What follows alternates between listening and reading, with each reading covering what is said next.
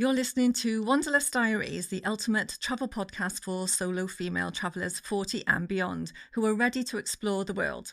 Join me, Terry Reynolds, where we talk all things travel and why it's so important and what's stopping you from getting out there and exploring the world. We'll discuss the steps you can take now to fix it, empowering you to ignite your curiosity and set your heart free so that you have the confidence to travel wherever you want, whenever you want. Offering insights, tips, hacks, and remarkable women's stories along the way. So come on, grab your passport, pack your sense of adventure, and get ready to be inspired. Whether you're a first-time solo traveller or a seasoned globetrotter, Wanderlust Diaries is your community of like-minded souls, uplifting and supporting women over 40 who dare to explore. Welcome to today's episode of Wanderlust Diaries. I'm your host, Terry Reynolds, and today I have the privilege of being joined by Shareen Geers. So hi, Shareen. Thank you so much for joining me today. Would you like to tell us a little bit about you? Terry, thank you. Thank you for having me. A little bit about myself. Well, first of all, you'll hear from my accent that I have a bit of a strange accent. I am South African, but I live in Wales, so I actually describe myself as South African with a Welsh twang. I've been living in South Wales for close on 32 years now. I came over when I was only 20. Came over on holiday to Cardiff, actually. Met my ex-partner, who's the father of my three daughters. Went back home to Johannesburg at 20 and said to Mum, I've met a man and I'm going to live in Wales. And 30 years later, I'm still living in Wales. And I think that's actually coming to Cardiff at such a young and tender age. You know, at the time I thought I was old and, I can do this. But coming on my own to Cardiff, I think that's actually where the love of travel stemmed from. So yeah, that's me, 52, living in Llanelli actually, with three daughters who are now grown up. They are 24, 26, and 28, and just absolutely love to travel. I've been single for the last 15 years. Left my daughter's father. We never actually got married. There was just too much difficulty with my family in South Africa and his family here in South Wales, and we had three daughters, and to me that was a marriage, three daughters and a mortgage. That was like a marriage to me. So hence I don't say ex-husband, but like the father of my children. No, absolutely. And I just want to take you back a second to because that's everything you just said. There's a lot there to go through.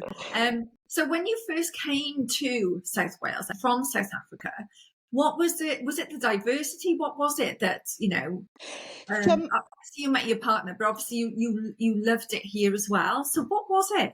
Yeah, I came over and I got a job as a barmaid in the Philharmonic. And back in those days, on St Mary's Street, good old Philly. Philly was the place to be seen. And it was the place where if you went to go watch rugby, that's where you went, to the Philly. And I got a job waitressing and not waitressing, sorry, barmaid. And I stayed in Cardiff. It's very difficult to explain because I came, how I see it. Here I was, this young South African girl who went to this huge big city, never traveled on my own, got this waitressing job, absolutely loved it, loved people, loved the vibrant city of Cardiff, loved the atmosphere, and I was there for 6 months, and then I went back home to Johannesburg and realized, oh wow, I want to go back. So cut a long story short, came back to Cardiff again, got a job back in the Philly. And then that's actually in the bar is where I met my daughter's father and decided to come and live in Wales, basically. Wow, I mean that's a big adventure, isn't it? Especially back in those days. It is, and I remember I was thinking about it this morning, like going through my memories, and I actually remember my mum taking me to the airport and checking in and having all these nerves and anxiety and fear. But when I look back now, especially because my daughters are actually older, the youngest is older than what I was, Mm. how I did it. But, there I was with my backpack, got on a plane. And in those days, it was surreal because you could actually smoke at the back of airplanes, back then. And then I got on a National Express and came to Cardiff, and you could smoke at the back of the National Express. And I was like, to me, I was just living in this big, big city, and it was so adventurous and so exciting. And I believe that's where the love, that feeling of new adventure, horizons, new smells, new people, new customs, new accent, understanding the Welsh accent, new foods. And I just absolutely thrived on that feeling of the adventure that I was going on. Do you love that? I love that. It's like the first time I went anywhere, obscure, if you like, for me, because I didn't even travel. I was 38. The first time I actually went on a holiday to Greece with a friend. I was Right. 38. And then at 39, I was backpacking around the world for a year on Yeah. my Yeah. own. Um, but what I love about landing in a new into a new place, a new land, a new country, is that like straight away it's the noises, the senses, isn't it? It sets all your senses on fire. And I love that. It's a brilliant feeling, isn't it? You can get quite high on that kind of on those kinds of senses that you get from. Absolutely. It's like I feel it's when I go out, I absolutely love running. So when you go for a run, it's that dopamine feeling. Because I have questioned myself and really looked inside as to what why do and actually a friend's husband questioned me a few years ago, and he was like, Shareen, well, what is this need inside of you for you to travel? I'm 52. I've been to 52 countries. To some, Mm. it's not a lot. To others, it's a vast amount. And so I did analyze, thinking, because he asked me, "Are you running away from something?" And I was like, "Well, no, I don't think so." And when you actually internalize it, but for me, it comes down to that dopamine feeling, that thrive. We thrive or strive in life. It's that I feel I'm thriving in life when Yeah. I land, or even going to the airport. That feeling of what am I going to find the other side? That little bit of fear, the little bit of anxiety, trepidation. Um, and then like you say, you land, and then it's like, wow. Or, especially when the sun's shining, living in Wales, it's always raining. Yeah. Yeah. So it's definitely that dopamine feeling, that Yeah. well-being feeling. That's what feeds my soul. Travel actually feeds my soul. Yes, I'm just going to ask you about this. I absolutely agree. Doesn't it just, it just gives you those feelings that nothing else really can. And I think that's what, for people who are thinking of this, been thinking it for a long time, what they want to do this, they want to go and travel, but they're a bit too fearful, a bit anxious, and I get all of that because Yeah. we've all been there. I certainly was. I didn't go off backpacking around the world thinking, oh yes, this is going to be so easy. I'm just going to get on a plane. Everything's going to be absolutely great, because you get thrown curveballs along the way, but you learn to deal with it. But that very first time, it's like, oh. But I tell you what, as well, though, Shareen, the fear of not doing it outweighed the fear Exactly. of doing it. Yeah. Yes, that's Yeah. what I say to anybody listening to this. The fear of not doing it was much worse than the actual fear of doing it, because you soon get over it, because you soon learn to love it. Yeah. Absolutely. And in all my years of traveling, whether it be solo with my daughters or with friends, in a group, Mm. I don't think I've ever come across someone who has said, I regret doing it. I regret doing it because of Mhm. the fear and the anxiety and the trepidation. Because everyone that I've met, they do have those feelings, but then once they've actually done it, like you say, it opens up so many new horizons, and you actually come back from being aware and think, wow, I did that, and then you start planning your next adventures. Absolutely. And like the confidence it gives you, the absolute confidence it gives you is you can't even, if you could bottle it up and sell it, you would, wouldn't you? Yes, It's courage, you. courage and confidence. I always say from Yes. each trip is Yeah. and I sometimes forget because I've been traveling from such a young age, the those feelings that some people who go on solo traveling feel, because I now don't experience them because I just the feelings that I internalize are the excitement, the smells, the dopamine, the all those amazing euphoric feelings. That's what I think about. So I'm planning a trip to Madeira at the moment, Yeah. and road tripping around Madeira in April. And that just fills me with so much excitement inside of me, inside of my belly. And so I don't experience those fearful No, no. feelings that perhaps others do at the Yeah, moment. you do get used to it, don't you? It's like that. The first maybe once or twice you do it, you get that bit of anxiety. But once you've done it a few times, honestly, then it's just like water off duck's back, isn't it? You Yeah, just do it. You just know, you know the normal airport that you would leave from, that type of thing. You get used. You just learn so much yeah, while you're while you're doing the do.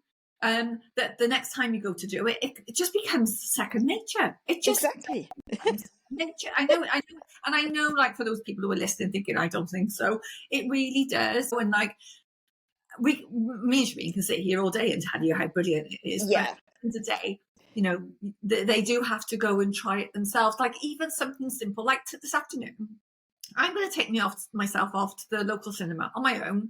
I'm going to watch that film that's come out about the letters. I can't remember Uh, what. Yeah, yes. Yeah. I'm going to go and watch that now. For somebody who hasn't and wants to solo travel, just take little steps like that. Just go to your own, your local coffee shop. If you've never gone on your own before, go to your local coffee shop. Go to the cinema. Do little things like that on your own, isn't it? Before you don't. It doesn't have to be a great big grand show of oh, I'm off traveling now. I must be on a flight for 10 hours. I Yeah.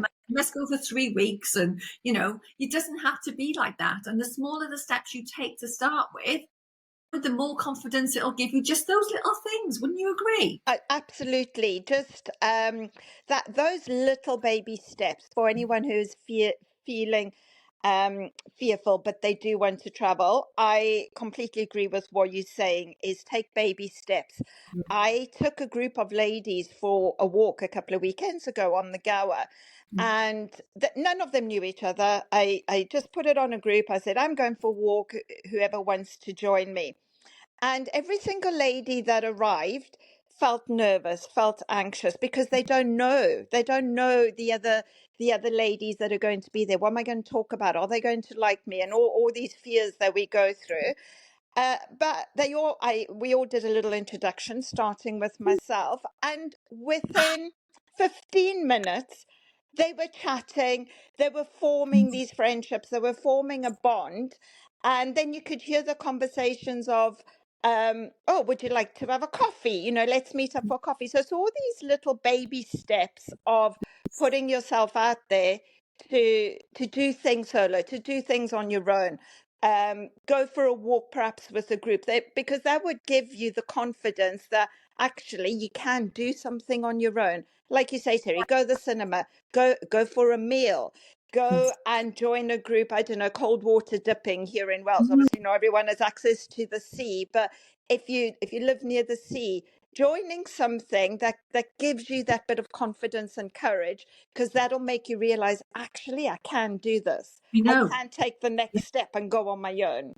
it's like when I moved here a couple of years ago, the first thing I do whenever I move somewhere is I look for the local Facebook groups and look for a walking group or whatever's going on, and join those. But you just touched on your group. Yes. You went, I couldn't make it that weekend because I would have liked to have done that. And you know what? That's a great way to meet others because Most of the others will be solos. They will be on their own. Some might have a friend with them, but they're probably friends that they would have met through the group anyway. So you have a brilliant Facebook group, which is what I'm part of, and this is how I know Thank you. uh, Yes. and absolutely love it. And it's so inspiring. So tell us about your Facebook group, and tell us why you decided to create that group and what it does for others. Okay, so it was last summer. I was feeling quite most of my travels throughout the years I've done solo or with my daughters. For the reason I have been on my girly trips with my friends, but they're all raising children, and when they go on holiday, they go on their own family holidays. So I traveled solo or with my daughters, and it does get to a point where you're having dinner and you're thinking, oh, I'd love to share this with someone. I'd love for someone, I don't know, I was in Auckland and jumped. I didn't actually, I was at the top of the tower and I wanted to do a bungee jump off the top. And there was no one that I could share it with because I was there on my own. So I was having these feelings last summer thinking, oh, I'd love to travel with other women. I'd love to form connections with like-minded women. And combine that with, I had friends at the time saying to me, Shareen, I'd love to do what you do, but I don't have the courage. I don't have the confidence. So those two reasons, I thought, well, I'm going to find some friends who can travel with me. They've got the time and financially can travel.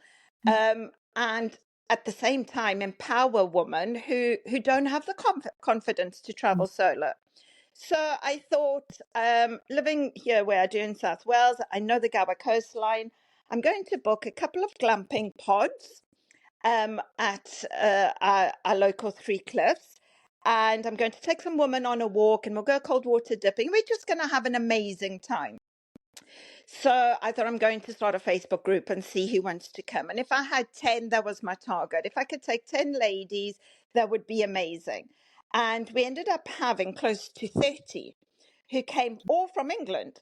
And they had the most amazing weekend. And when that weekend finished, they were like, right, Shareen, when's the reunion? So then I booked a reunion now in July, where the majority of them are all coming, safari tents in Hay on Wye, and we're going to be hiking Brecon, and we're going to paddleboard or canoe along that on the River Wye. And I realized that it is such a special feeling helping other women to get out of their comfort zone, because that's what it is. I mean, it, originally ladies were saying, right, okay, I've paid and I'm coming, but I'm scared and I feel anxiety and I feel fear. But they overcame their fear, and they came and they had the most amazing weekend. And two of them, I met up with them in Cardiff. They basically WhatsApp each other every single day. We're all part of a WhatsApp group. So it's just those connections that were formed. So something that started as just, well, I'm going to take ladies on this Welsh weekend has grown into, I then booked a weekend in Cornwall, and we had 30 ladies coming to Cornwall, and we explored the Cornish coast. And that has grown into our first international trip is in May to Morocco. And we're going to Marrakesh, and we're going into the Sahara, and then we're going to end up in on the coast in Usuru. And then we've got the Maldives. So this little group has then just grown into something that I didn't envisage, but I'm absolutely loving it because it's fulfilling my own purpose and also my passion. My passion is travel, but my purpose is helping women, helping, encouraging, inspiring, empowering. And I mean, it's not just, we don't just do the trips away. I do afternoon teas. We do the hikes, we do theatres. So I think what I find is a lot of ladies friendship groups as well. Everyone's doing their own thing with their own families, and if they got partners or they got husbands or perhaps widows or empty nest syndrome, is Yeah. you have difficulty, certainly in your mid 40s onwards, of Mm. finding someone to go with. And Yes. that's what this group fills that little gap. Yeah, a lot of my friends are married, Yes. so Yeah. not everybody can actually just, because I don't know about you, but I'm quite spontaneous. I'm like, tomorrow I've got a few days off. Let's go off for a few days somewhere, I can do that. And then, of course, I get disappointed a lot because obviously other people can't do that. Yes. Yeah. And a lot of it's because those friends are married and they've got jobs and stuff. But whereas I'm like, yes, oh, I'll see you in an hour. Let's go. Exactly, exactly. Same as me. I'm a self-employed.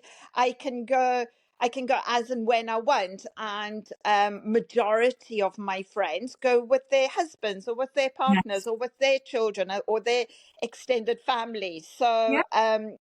and that's what this group is all about, is just having someone to, I'm Yeah. not saying to go on holiday with, but just to make new friends. Even if it's like you said, you all went for a walk, and I know that there's like splinter groups there, and aren't there? They all meet for coffee. That Yes. in their local areas, because I know that it's not just the women in Wales that are there. They're women from all over the country, aren't there? There is. There's an afternoon tea in London, in Portsmouth, in Birmingham, in Manchester. So now local ladies are organising their own local meetups, which is fantastic, Yeah, absolutely fantastic. And they message me and say, Shareen, we've had the most amazing time. And yeah, obviously I can't attend everyone. And yeah. that's what the group is all about. It is, and it's really inspiring because that people do write in there. Because I've seen it myself. About oh, I'm a bit nervous, so I don't know anybody. And to have that comfort from and everybody supports each other, don't they, in that group, Absolutely. Yeah. fantastic, which is absolutely fantastic, and that's what you want. Whether you are a first time solo traveler, first time meeting a group of people on your own or not. Sometimes there is anxiety around for whatever reason. It could be any number of reasons. It's just good to know that you can come into that group and it's very friendly, very helpful. And it just gives you the confidence then and think, oh, right, okay, well, if others have done it, because I think I messaged somebody, I think it was the darts night that we're going to do. And I messaged her and said, don't worry, we're all solo and we'll meet you there. Yeah, Not we're all in the same position. that's it, Is yes. Yeah. everyone's going to walk in because we've got a night out in Cardiff at the end of March, and I've had so many messages of ladies who are feeling anxious, Mhm. but they are coming. So, Yes. and that is what's amazing. They don't know anyone, and Yeah. walking into a room of there's 40 ladies coming. Oh, I don't know anyone, and having to network, I call it, but talk about yourself, but they're coming, and that's what's amazing. And I know that every single lady that comes is going to enjoy themselves and think, wow, I did that. And that, back to you saying, could take yourself to the cinema, just by doing that will give someone who's a bit fearful the confidence and the courage to Yeah. think, well, okay, it's not that bad going to meet new No. people. I can book a weekend away. I don't know, book yourself a weekend away, and then from doing that will give Yeah. you the confidence and courage. I might book 5 nights away somewhere pretty, Portugal or Spain, um, something somewhere that's only 2 or 3 hours away where everyone speaks English. And Yeah. those baby steps then perhaps could take you on a more adventurous trips over. Well, no perhaps about it, is there? There's Yeah. no perhaps about it. It just says you just want to, once you've done that coffee shop, once you've gone to the cinema, once you've gone to the theatre, once you've gone down the road for a couple of days, because the Cotswolds are about 45 minutes from me. Once you go somewhere like that for a few days and you're in your own country, you're driving on our side of the road as we Yeah. do, it's familiar to you, but you've gone on your own. Once you've done those things, and then you go to Portugal, and then it's like, ooh, India looks good. Oh, Yeah. Vietnam. It does. So then you just get the bug. You can't help it. You can't stop it. Once you start, I'm just warning all of you out there who's listening to Yeah. this. Never do it before. Once you started, mind, you will not stop. Yes. And what I would want to add with that, you won't regret it. You Oh, absolutely will not regret it. no. And that's what we were saying earlier. I've never known anybody. And I think I've just written a book about solo travel. And in there, I've put that, I've never heard anybody in my life say, I regret that. I wish I'd never gone. I wish I'd Yeah. never done it. Nobody ever No. says that. No. So the group is fantastic, and Thank obviously you. I will put all the details of the group in the show notes so that anybody who wants to come and join us in the group, they can. And there were quite a few on the weekend. I think you added, didn't you? Yes, well, we're up to It's like, 4,000, yeah, 4,000 now. So, and the yeah, age group is majority, I'd say 35 plus. So yes, is the age group. So much yeah. to my daughter's, all three of them's dismay. But yeah, for some reason it's the 35 plus, No, good, yeah. mostly 45 up. And the thing is, though, Shareen, it's the way the world at the moment now, and it's like this is where the divorce group and the percentages of all that comes into, really, from like 35, 40. That's where women are becoming single as well. Yeah. They've been in a relationship. Unfortunately, that's the way it is. But I was looking at the stats this morning. And that's the kind of age group, where women have become empty nesters. They are divorced, they're out of a relationship or whatever. And I had somebody on my podcast not long ago, and she's married and she solo travels. So between them, she said it's a big thing around communication. But there are people of different ages doing all different things, all going off and solo traveling. So you don't have to be in a little pigeonhole of No. Yeah. I'm 40 plus, or I'm this, or I'm that. You can be whatever you want. And You do it. talking about that, so I traveled solo in my 20s Mm. when I had young children, and it's very similar to the person that you had on. My ex, just he didn't get that same feeling of traveling. He was quite happy to stay home and look after the children. So I would, down to communication, and it was like my fix. And I'd say, okay. And at the time, I actually worked in a travel agent, and we had access to these cheaper tours. Yeah. And one of them was to Vietnam. And I was actually 6 months pregnant. And off I went to Vietnam. He stayed and looked after, the eldest was 2 at the time, and I was pregnant with the second one. And it was an organized tour, but off I went to Vietnam, and he was quite happy. He was happy to stay and look after the 2-year-old because he knew that I would come back, I wouldn't say a better person, but just more empowered. I had a lighter step because, like I said, it's my dopamine. Travel is my dopamine. And Yes. I'd come back and be like, wow, that was amazing. And then fast forward another 2 years. And now the one I was pregnant with is I'd have another trip. It wasn't something I did regularly, but I'd say once every 18 months to 2 years. I don't like to use the word allowed because, No, but absolutely. happy. Agreement. Yeah. Yes, he was happy to have the children and for me to go off and travel and do something that I absolutely enjoyed Tell and me got the so much story. fulfillment from. Tell me the story about Vietnam and getting stuck in a tunnel. Oh, yes. I did the Coochie tunnels, and I carried very small, so you couldn't actually see I was pregnant. I was still wearing jeans at the time, and I did get halfway through, and anxiety came in, and I was like, "Oh my goodness!" I got claustrophobic, and I Oh, was thinking, I shouldn't be doing this. 6 months pregnant, I shouldn't actually be in a tunnel, Coochie tunnels. Even though it is quite commercialized and they made the tunnels wider for the Westerners. But I got halfway through and I was right in the front behind the guide. And I said, I got to get out. I got to get out. And he's like, you're halfway now. You can't go back because there's people behind you. You just got to keep on going.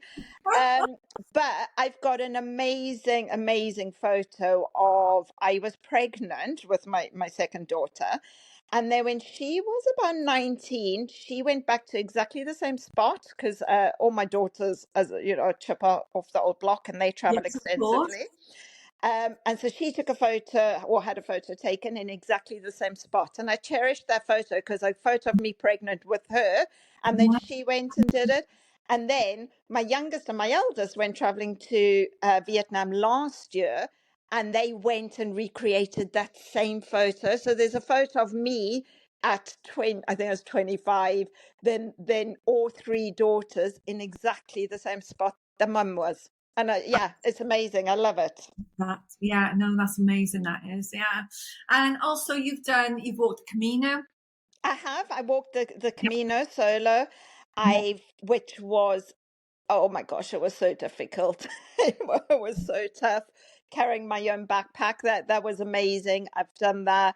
I've done the West Highland Way. If someone is looking at hiking, but not doing such a long 30-day hike, the West Highland Way is incredible. It's unbelievable. I felt like I was in Canada. I'd wake up, I'm an early riser, wake up at 6 a.m. and be one of the first out on the hiking route. It really was amazing. And when you're doing it, you do go through your highs and lows of questioning, can I do it? My feet are hurting. You're walking 10 hours a day. But you're walking and you're meeting people along the way and you're having conversations with them and you're having dinner. You walk for a day, and then you part ways because they're stopping before you or you stopping before them. And then my latest hike was last year. Um, I did the Tour de Mont Blanc. But unfortunately, in my head, I thought I'm still in my 30s and as fit as I was in my 30s, and I didn't train properly. So please don't anyone do what I did. And I finished the France side, Chamonix and the France side. I'd got to Italy, so I'd done 4 days of hiking, carrying my backpack again, and I got to Italy, and I woke up in Comaya just before I was going to cross over to Switzerland. So the Tour de Mont Blanc is, I think it's 196 miles through France, Italy, and Switzerland, and you end up back in Chamonix. And I just woke up with the most incredible sciatica. So unfortunately, I've been having I had to end my trip then. So I will go back and finish it and do the second half. So having physio and acupuncture for sciatica. But again, I mean, absolutely one of the most empowering trips I've ever been on is hiking on a mountain and knowing I can do it on my own and carrying my backpack and every day getting to the little refuge and having dinner with strangers and meeting strangers. It was just such an empowering trip. Yeah, and like you said, the challenges that you face, you just overcome them, don't you? And it doesn't stop you from wanting to go again. It's not like you thought, oh my God, that happened to me. I'm never traveling ever again. Yeah, no, absolutely not. I'm actually taking a trip in August because I loved it so much. So I thought I want others to experience the Oh, being on top of Mont Blanc was incredible. So I didn't know if there was anyone in my group, and I said, who would love to come and do this? Now, we're not doing the whole trip, but we can base ourselves in Chamonix and in Comaya and just do day hikes.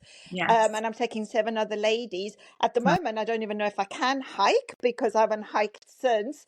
But if I can't hike, there are cable cars. So I'm thinking, okay, well, I'll just catch the cable car and wait at the top for the group to do the hike because I enjoyed it so much. I Yeah. want others to experience what I experienced. This is it, isn't it? You know the feeling, because it's all about the feeling when you go traveling. You know the feeling that you had then, and you do just want others to have that same feeling, don't you? Yeah, absolutely. And that's why I do what I do because it is such a fulfilling feeling when whatever you're doing, it could just be walking in Malaga, for instance. Yeah.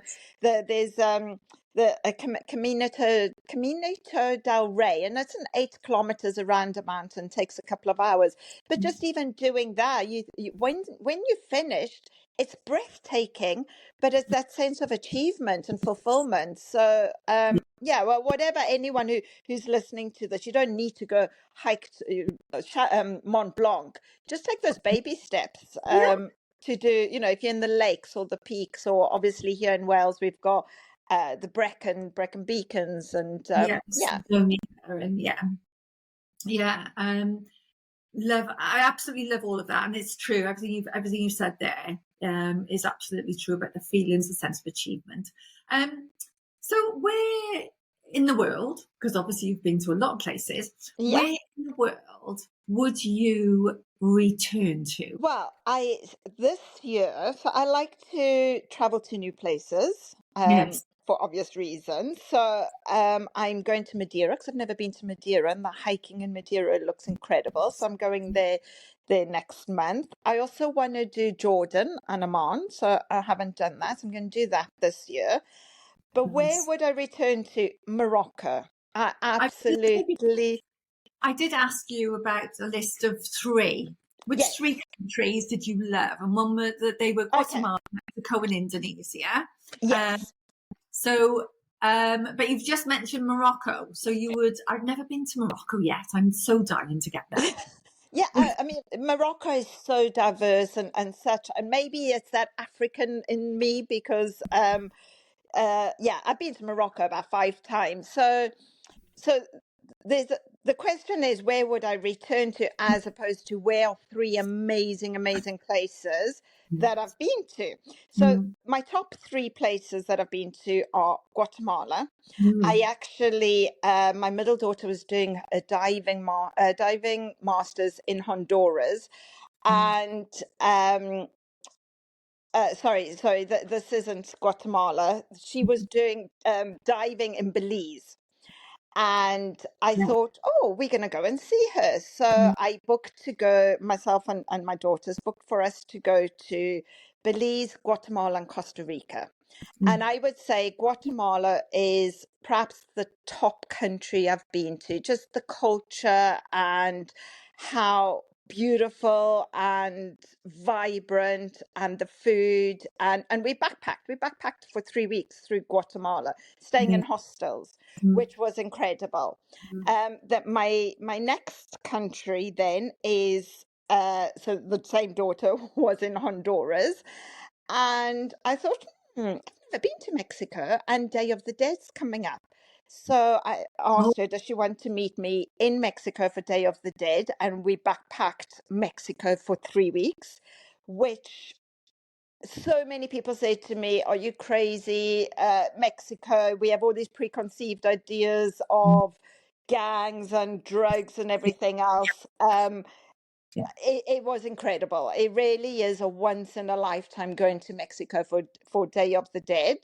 And my third country would be Indonesia. Now, most people go to Bali Yes. and you do, Gili and Ubud and Lombok and Uluwatu.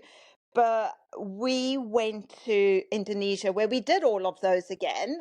We went to Lombok and we saw the Komodos, and we went on this, so it's like a pirate ship. You go on it for 3 days and you go to the most incredible places. You go to Komodo Lovely. Island. Yeah.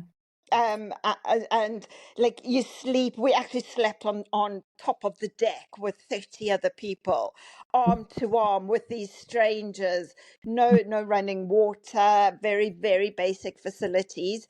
It probably was one of the best 3 days of our lives, waking up at 5 a.m. and snorkeling and watching the sunrise and watching the sunset.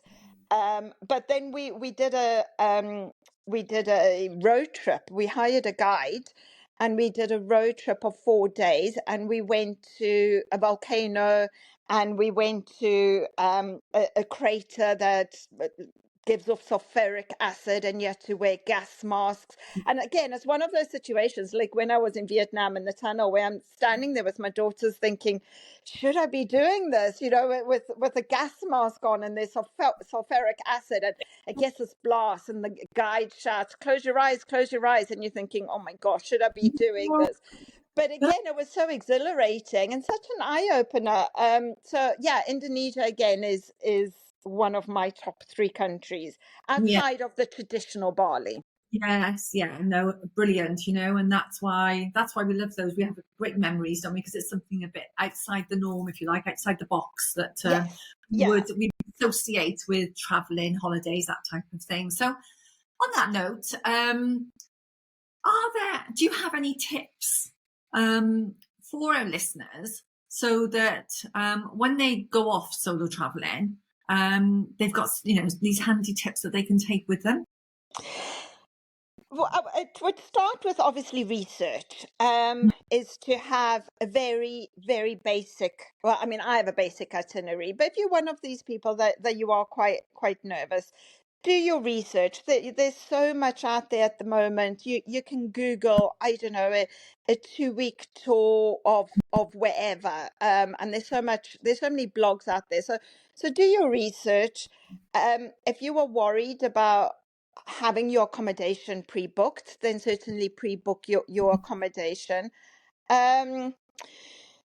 You can join, if you're in a country, have a look at Facebook groups where they could be local walking tours. So you can go on a local walking tour just to get your bearings on the first day. Go and do it, and that gives you your bearings.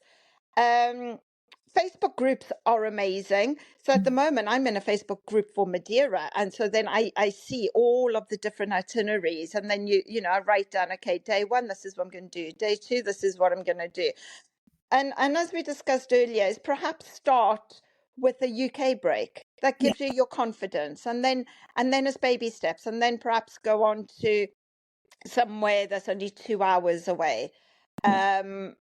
And then once you've got your confidence of doing that, then to do a little bit more adventurous trips. And if you are really, really worried of going on your own, there are so many travel groups, organized tours, and not just with women. There's men and lady tours. Read the reviews. There's so many. Just Google it. Read the reviews.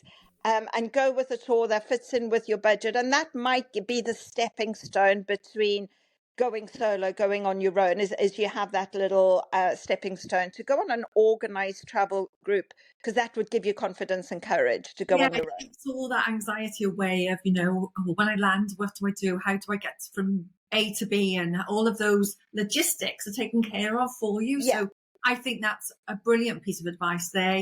If you're really not sure, go on a group tour first, because that will then, you will meet so many people who have gone on their own as well. So don't even worry about going on your own into a solo group tour, because almost everybody else will be in the same boat as you. And therefore you all help each other. You all take tips from each other and advice, and you're all sharing the same fears, the anxiety. You're all like, oh, well, you feel like that as well. So it is a really good idea. Yeah, lovely piece of advice. Thank you. That was, great. Well, thank you, Shareen. I have so enjoyed this chat. It's been absolutely brilliant. We haven't covered as much as I'd like to. No, it's gone far too quickly. It's gone really quickly, and I always try to keep to half an hour. I never do, because I just want to know more and more and more. But I really enjoyed this, and I think that maybe you might have to come back on again. Absolutely. And if I could have inspired just one person, just one, to go and travel wherever it may be, someone who's thinking, I really want to do it, but I'm afraid, if I've inspired just one person to do that, then this has been an amazing chat. I think that it will absolutely be the case. As I said earlier, I will put all of in the show notes all of Shareen's details, especially the link to the Facebook group, because get in there and join it. Okay. Thank you. And yes, definitely. And like I said, it's such a welcoming group. So you'll be absolutely fine in there, well looked after. All right. Thank you. Thank you so much for listening to this episode. As I said, everything will be in the show notes, and I will see you next time on Wanderlust Diaries. And that concludes this episode of Wanderlust Diaries, celebrating the fearless spirit of solo female travellers who are 40 and beyond. I hope you found inspiration, valuable insights, and a renewed sense of wanderlust. Thank you to all our incredible listeners who have joined us on this exciting journey. Remember, age should never stop your quest for adventure, because the world is waiting for you to explore its wonders. And don't forget to join our community on social media to connect with fellow travellers, and subscribe and review us on your favourite podcast platform. All links are in the show notes. Keep dreaming, keep exploring, and stay fearless. Until next time, this is Terry Reynolds signing off from Wanderlust Diaries.